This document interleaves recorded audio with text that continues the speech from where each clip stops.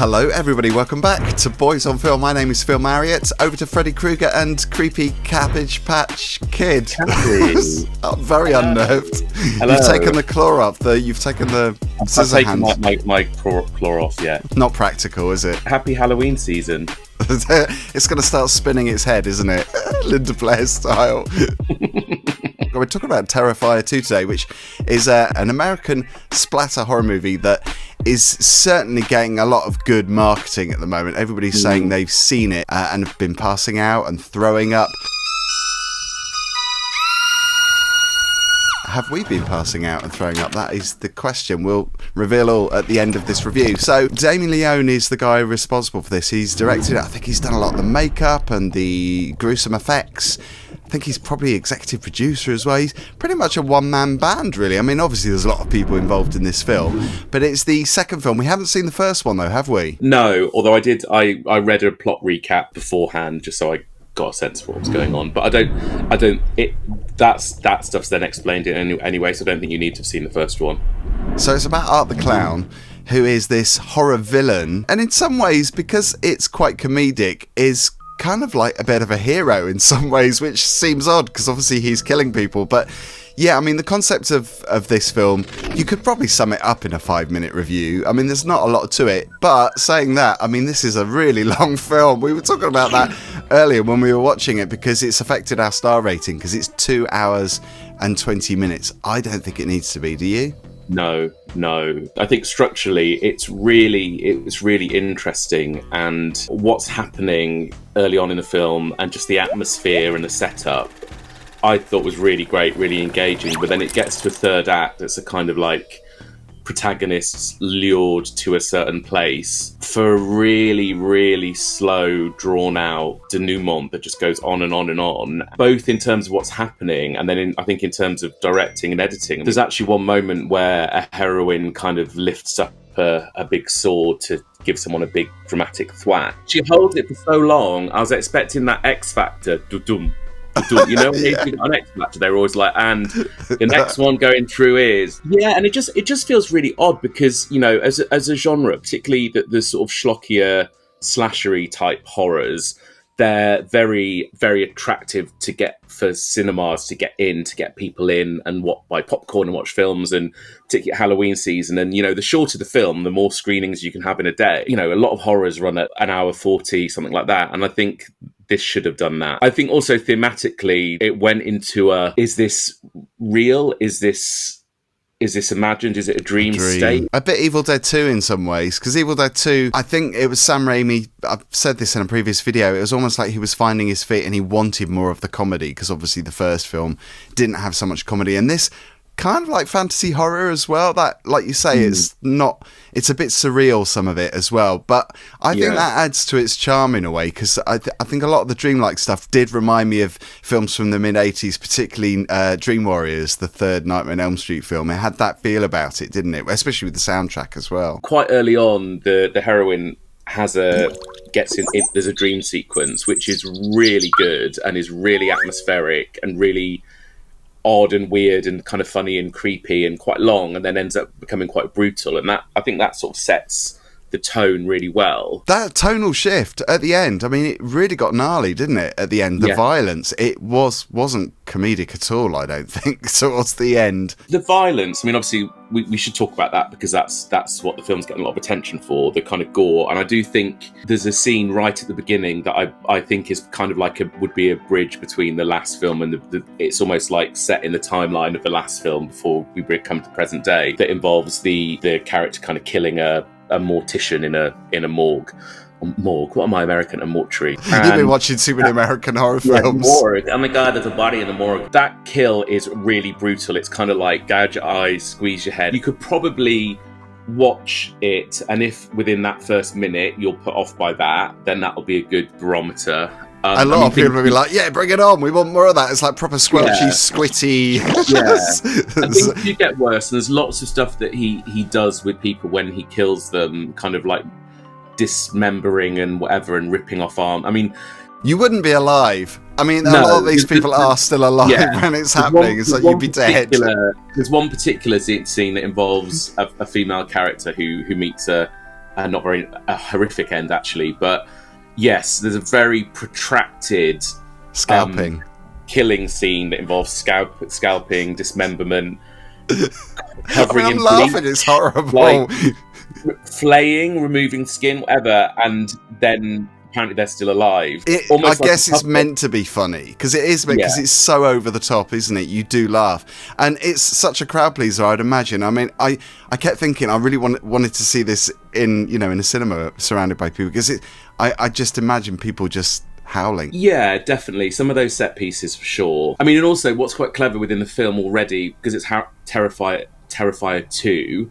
the character who's the baddie already has some notoriety for crimes he committed in the first film. So and it's set at Halloween. He's already a bit of an iconic character within their world. So there's a whole scene in a fancy dress shop. Yeah, I love that scene. Where he's there, but obviously people just think that he's someone dressed up as him. That a little boy in the film at the beginning, the heroine's brother is saying that he's going to go as this character to his Halloween party, and his mum's like, that's really bad, or his sister's like, that's really bad, it's disrespectful. Kids knock on the door and they get sweets, and they're like, oh, it's all sticky, and mum's like, oh, it's just fake blood and whatever. In someone's head. As a producer of horror-themed cabaret, I've always said if ever the time one wanted to be, to bump someone off, it would be to in Halloween season, because I'm often found traveling across London with a bag full of fake limbs and gore and whatever, so actually wouldn't notice if it was. And so there's an element of that does make it fun, which I think does make it a really fun Halloween watch. When you see Art the Clown in that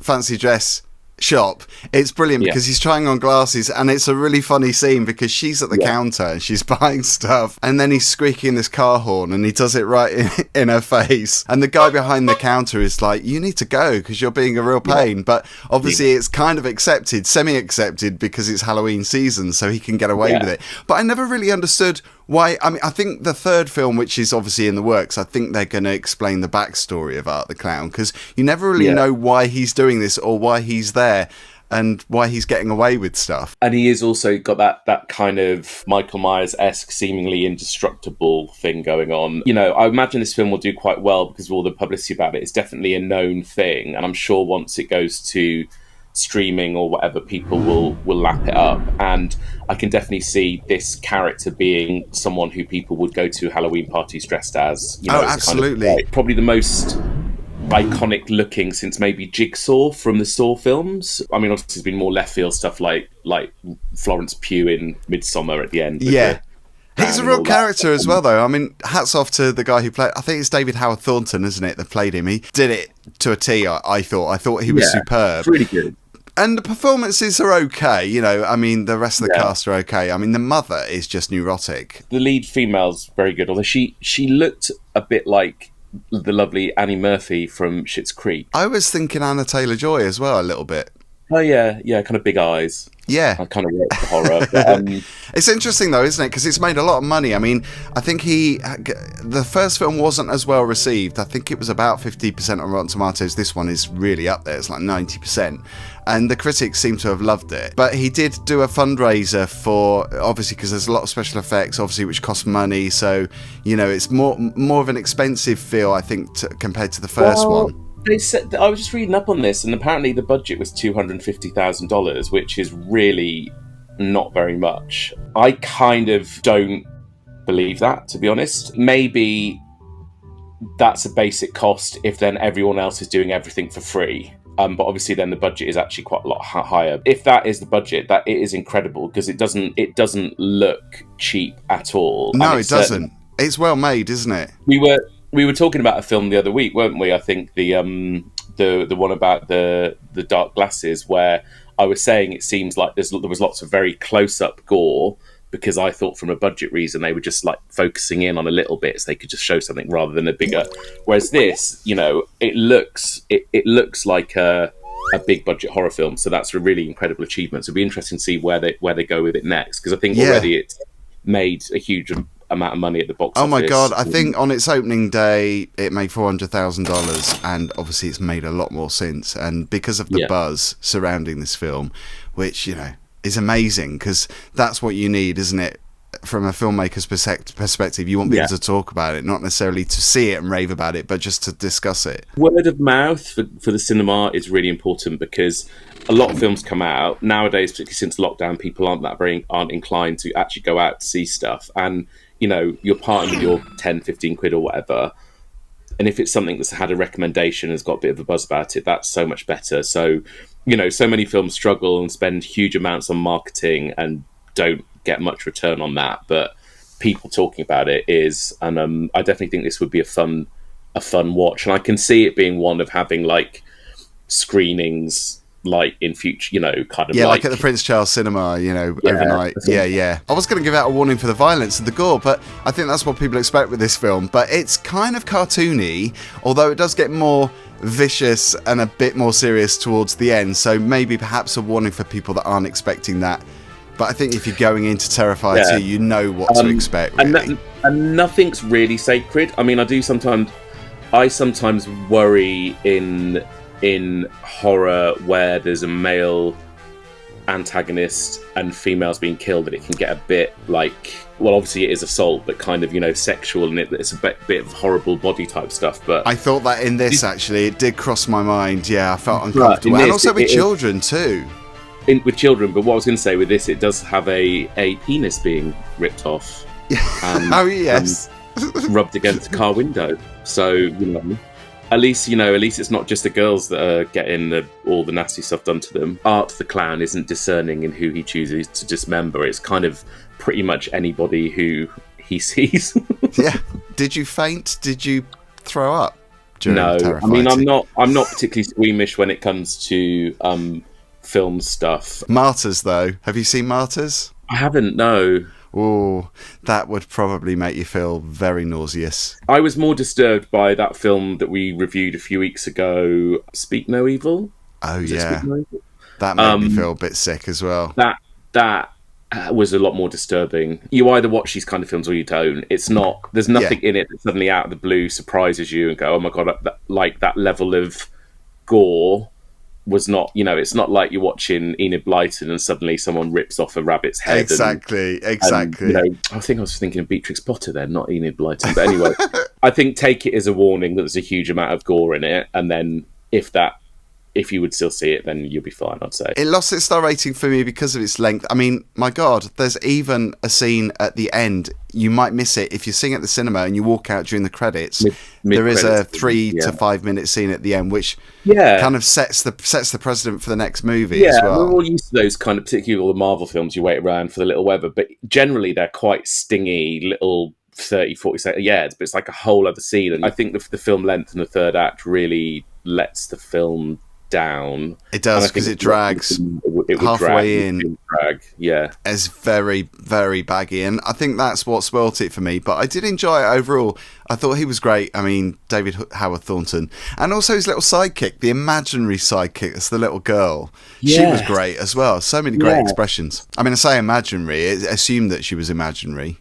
Well, that was the weird thing. It was like he would see her, and then people who are with him would just see him talking to nobody. But then other characters then saw them. So that's, and I think maybe that's part of a bigger story. But I think, it's kind of like, I always think, says here's me dressed as Freddy Krueger, but it's whether if a character can actually do bodily harm, then are they real or not? But I suppose Freddy Krueger is a figment of imagination who can still kill people, so maybe it doesn't matter. I did find that frustrating. It would have been a 4-star for me had it not been so long. It's 2 hours 20 minutes. I think it should have been 1 hour and 30 or even 1 hour and 40. They could have lost a lot of that running time. So for me, it's a 3, a strong 3. I enjoyed it. For me, I'm taking a Freddy finger off. It's also a 3. You flashed the V's there. How rude. I definitely was thinking 4-star. I was really liking it early on, and then I even considered would it be a 2, but I think no. There's actually a lot to enjoy, and it's a pretty solid achievement. So I think 3 is fair, but I wonder whether this one there was ones they might bring out a different cut of it further down the line. Well, it's funny you should say that. There's a quote from Damien Leone, the director and writer, who said that It's getting so big, the third film, it could potentially split into a part 4 because I don't want to make another 2-hour, 20-minute movie, which is interesting, is it? So he obviously realises he's made a bit of a mistake there by making it so long, second one. Yeah, and actually, if they were to film 2 more back-to-back that basically tell the same story with a bit of an end point at the end of part 3, that's probably quite a sensible way to do it. It's probably more economic as well, but yeah. It's made me want to watch the first one, and also I will watch the next one. I was just about to ask you that, Bill. I was about to say, would you watch the first one now? Yeah, definitely. I'm curious to see how it started, because I think there is another part, maybe there's another movie that has Art the Clown in some guise. I'm not sure exactly. I read somewhere that there was another movie that references his character. Clowns are inherently scary, aren't they? So it does work very well in horror. Obviously, we've got Pennywise the Clown, and then there's in American Horror Story Freak Show, there was a clown that I think then it goes into some other series of American Horror Stories.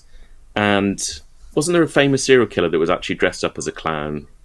More than likely. Oh, God. Doesn't bear thinking about. Scary. Yeah. But Terrifier 2, it's on your local cinema now, wherever that may be, your local flea pit or big cinema complex. It makes me think, is Ronald McDonald still a thing? See, that's scary. It terrifies me. Yeah. And the Hamburglar. If you've seen Terrifier 2, let us know. Thank you as always for watching. Don't forget to like and subscribe. And see you, Freddie. And have you got a name for her, by the way? It's Carrie. Cabbage Patch Carrie. Oh, of course it's Carrie, yeah. Carrie, yeah. She doesn't know which way. It's the mirrored screen thing. There you go. So, yeah. Well, we've got the split screen here, so we're kind of paying homage. Yep. Fabulous. Well, happy Halloween season, everyone. Yes. Bye for now.